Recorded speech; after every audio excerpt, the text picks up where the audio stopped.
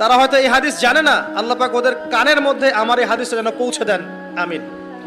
নবী সাল্লাল্লাহু আলাইহি ওয়াসাল্লাম বলেছেন, আমি মেরাজের রাতে যখন গিয়েছি তখন এক শ্রেণীর মানুষকে দেখেছি, ওদেরকে শাস্তি দেয়া হচ্ছে।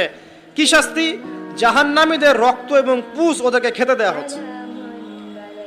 জিবরাইল আলাইহিস সালামকে জিজ্ঞাসা করা হলো যে এরা কারা? তিনি বললেন, এরা আপনার উম্মতের সেই সব ব্যক্তি যারা মাদকদ্রব্য সেবন করত। আল্লাহ রাব্বুল আলামিন তার হাবিবের মাধ্যমে জানিয়েছেন, যখন কোনো মুসলিম মাদক সেবন করে বা কোনো ব্যক্তি মাদক সেবন করে তখন 40 দিন তার নামাজ কবুল হয় না। এরপর যদি সে তওবা করে তাহলে আল্লাহ পাক তার তওবা কবুল করবেন ইনশাআল্লাহ।